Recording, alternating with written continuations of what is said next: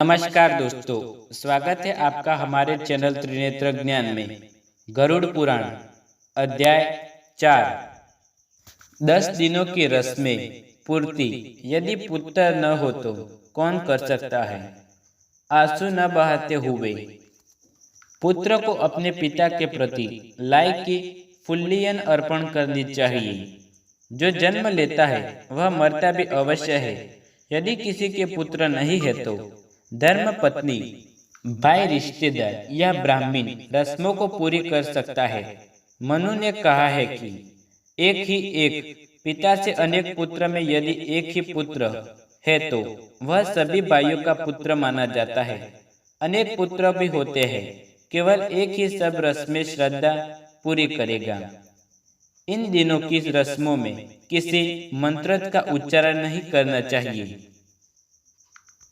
10 दिनों की रस्में पुत्रों को ही करनी चाहिए। यदि सबसे बड़ा पुत्र का मरण हो जाता है तो पिता जो भी जीवित है मोह विवश रस्म को पूरी नहीं कर सकता। 10 दिनों के श्राद्ध परिवार के नाम में होते हैं।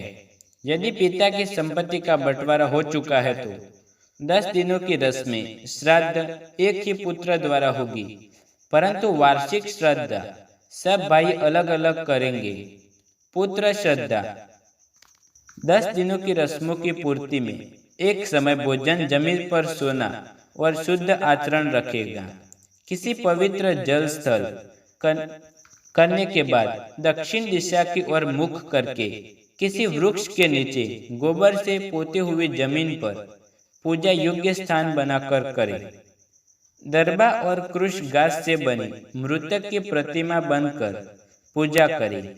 इसके आगे कृषा घास बिछाकर लाई डालकर चावल का पक्का खाना, धूप, फूल, फल आदि अर्पण करें। इसी तरह 9 दिनों का करते हुए 10वें दिन पूरी हजामत बनवाकर पीले वस्त्र धारण कर मासा के लड्डू और सामग्री के साथ पूजा करते हुए मुक्त आत्मा की शांति के लिए प्रेरणा करें। प्रतिदिन श्राद्ध के बाद नहाकर गौ को प्रसाद खिलाकर आप भोजन करें। 11वें दिन की रस्में दिवंगत आत्मा की लाई का प्रसाद भेंट करें।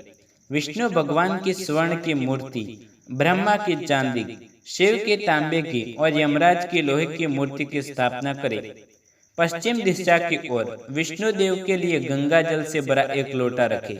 इस लोटे के ऊपर पीले कपड़ों में स्मृति विष्णु जी की मूर्ति रखें। पूर्व में दूध और पानी से भरे लोटे पर सफेद वस्त्र और ब्रह्मा जी की मूर्ति रखे। उत्तर में शहद और घी के लोटे पर लाल वस्त्र में शिव जी की मूर्ति रखे। दक्षिण में बारिश के पानी से भरे लोटे और काले वस्त्र में यमराज की मूर्ति रखे। अब पुत्र को अपने दाहिने कंधे पर पवित्र जेनिवे धारण करके दक्षिण की ओर मुंह करके बीच में एक गोल चक्कर बनाकर उसमें कृषा घास रखकर वैदिक मंत्रों के साथ सभी देवों को जल अर्पित करें। अग्नि को भेंट अर्पण करें। 11वें दिन का श्राद्ध पूर्ण करें। अपने पितरों की खुशी के लिए एक गौ का दान करें। ब्राह्मण के पैर धोकर दूध, मिठाई और भोजन खिलाएं। बिस्तर पर एक सोने की मूर्ति रखकर उसकी पूजा करके बिस्तर का दान कर दें। 11वें दिन एक सांड जिसका पूरा शरीर काले बुरे रंग का हो, पितरों की खुशी के लिए दान करना चाहिए। अपने से दान किए हुए सांड से बचपन, जवानी, वृद्धि अवस्था में किए हुए सारे पाप नष्ट हो जाते हैं। सांड का दान करके पश्चात 16 श्राद्ध पूर्ण करें। पहले 16 श्राद्ध अपवित्र माने जाते हैं।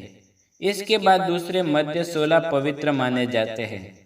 पहला लाई का दाना विष्णु जी को, दूसरा सरा रुद्रदेव, तीसरा यमदेव, चौथा महाराज सोम, पांचवा देवी देवता, छठा पितरों, सातवां मृत्यु, आठवां रुद्रदेव, नौवां पुरुषा, 10वां दिवंगत, 11वां विष्णु, 12वां ब्रह्मा, 13वां विष्णु, 14 रुद्र, 15वां यमदेव, 16वां पुरुषा, यम संपूर्ण क्रिया पूरे 12 मास हर महीने के 15वें 21वें दिन 6 मास से पहले और वर्ष के अंत से पहले करनी चाहिए।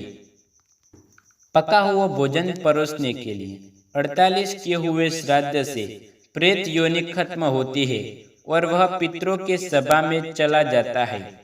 यदि वह श्राद्ध नहीं किए तो प्रेत योनि कभी समाप्त नहीं होती। यह पुत्र अथवा विधवा स्त्री द्वारा अपने पति के लिए किए जाने पर अथाह खुशी प्राप्त होती है। जो स्त्री अपने पति के मरण उपरांत दाह संस्कार की 15वें दिन और वार्षिक रस्में पूरी करती है, वह मेरे द्वारा सच्ची अर्धांगिनी कहलाई जाती है। अग्नि, जल, खुदकुशी के कारण मृत्यु होने से सब क्रिया कर्म करने चाहिए।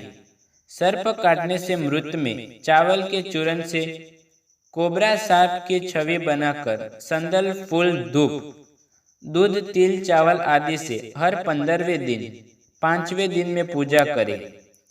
नारायण बलि की रस्म पूरी करें। 1 वर्ष तक प्रत्येक दिन लाई और जल का दान करें। 11वें दिन की यह सब क्रियाएं समाप्त होने के बाद सभी पितरों को लाई अर्पण करके स्थान को साफ करके बिस्तर और अन्य उपहारों का दान कर दे। गरुड़ पुराण अध्याय 5वां